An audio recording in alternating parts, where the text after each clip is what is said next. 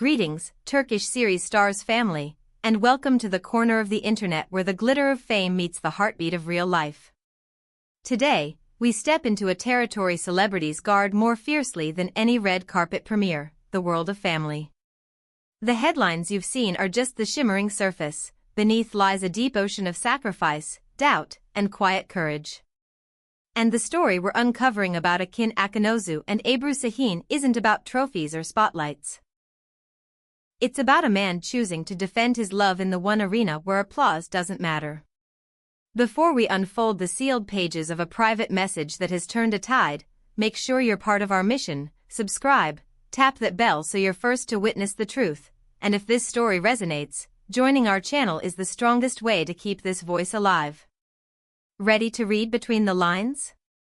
Let's begin. The world of celebrity gossip, so used to quick flickers of scandal and the echo of rumors, was shaken by a revelation carrying the weight of a quiet earthquake.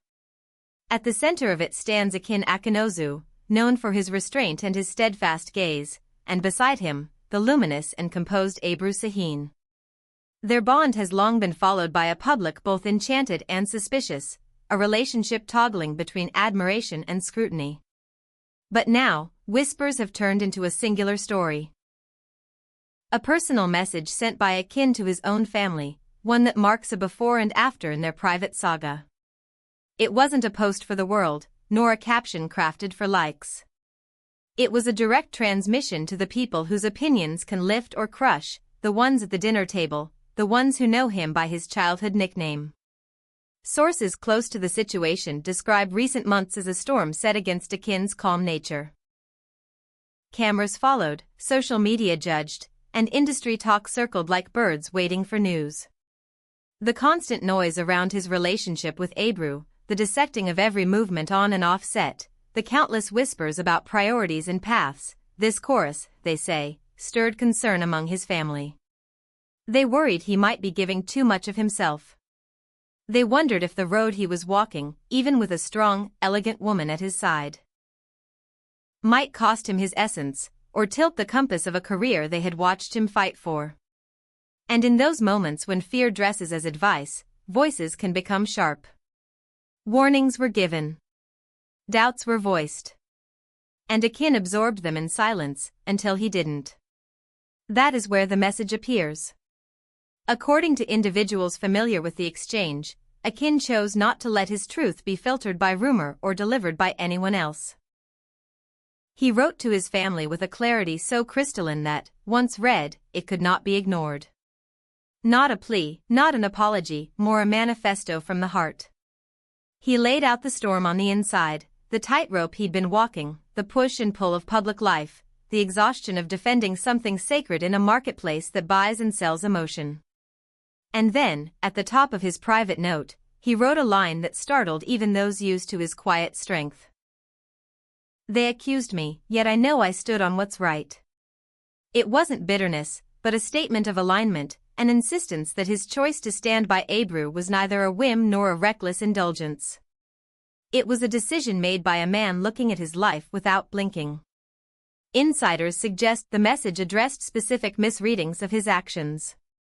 He didn't ask for permission, he asked for understanding. He didn't try to win. He sought respect. He explained that his connection with Ebru isn't a spark meant to burn out. It's a long flame, tended carefully, even in the wind. He acknowledged the sacrifices, the quieter presence online, fewer shared appearances, the deliberate shielding of private time, and insisted that these were not signs of hiding, but signs of maturity. The arena where love grows isn't the feed, it's the moments no one sees.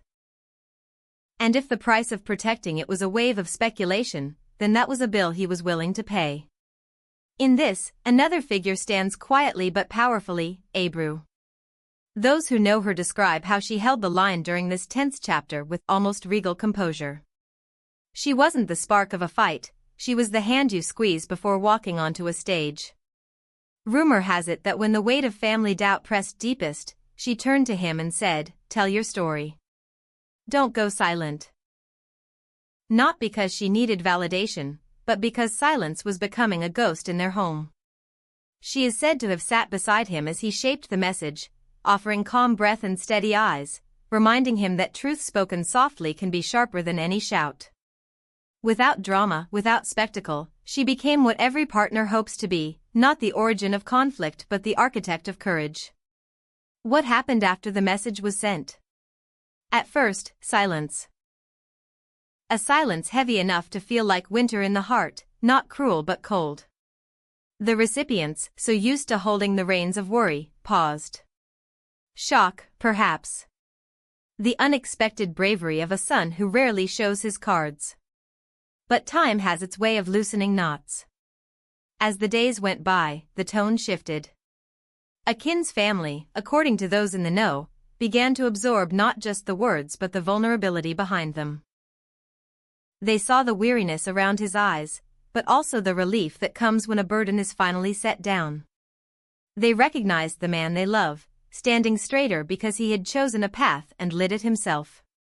Little by little, the frost thawed. Conversations reopened.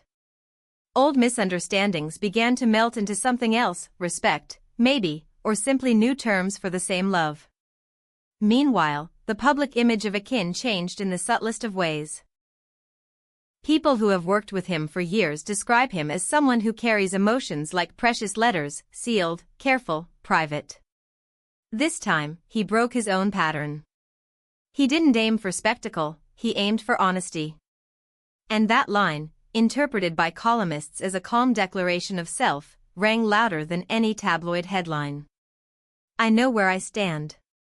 I know what I choose. To some, it was a message meant for a living room. To others, a mirror held up to an audience that so often confuses guessing with knowing. And Ebru? She moved through the chatter with the poise that has become her signature. Not performing sainthood, not tripping the wire of defense. Just present. Just consistent. Admirers noticed how she didn't rush to post, didn't rush to explain, didn't rush anywhere. Instead, together, they stepped back from the endless glow of shared frames and curated captions. Fewer photos. Fewer appearances. Less noise. Not as a sign of fracture, but as the final stitch that sealed a wound. If their love was going to grow, it would do so away from the market. Those who support them began to understand this reduction not as a pause before trouble, but as a necessary quiet, the kind that lets a fire burn steady without wind. Industry voices say there was more inside that message than love alone. Pressures had been piling up like stones. Questions about roles, international paths, what scripts align with public insecurities, and how romance plays with ambition. According to whispers, Akin used this moment not only to speak about his heart but to declare boundaries around his craft. He acknowledged that some choices might puzzle those who tally wins and losses on a weekly basis. He accepted that mistakes might happen. He promised himself that the path forward would be one he could own without flinching. And in this, Ebru's role became even clearer. She wasn't merely beside him, she was the quiet force that reminded him his voice matters even when it trembles, especially when it trembles. There's a dignity to the way this story has unfolded that resists easy narrative. No dramatic ultimatums, no lighting of bridges. Just a man who wrote to his family to say, I am not lost. I am choosing. And if choosing means I walk differently than you expected, walk with me, or watch me walk, but know I go with love. And an actress who refused to let fear script their days. Those who claim to have read parts of the message say there was no anger, only the clarity of someone who'd had enough of being misread. He wanted them to see the whole picture, the pressure, the tenderness, the exhaustion, the grace, the quiet certainty. What does this mean for the future? In truth, the future is a place where only the two of them get a key. But if you read the signs the way seasoned watchers do, you might say they have crossed a threshold. Their circle has grown smaller, yet stronger. Their silence, once misinterpreted, now feels intentional, like a curtain drawn so rehearsals can begin.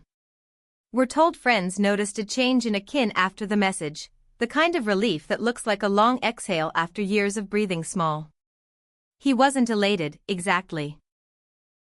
he was grounded. And grounding is what makes any next step, career moves, personal choices, feel less like a risk and more like a decision. If you listen closely, you can hear a different rhythm in the way people speak of them now. The words stubborn and secretive have given way to deliberate and protecting. Protective of time.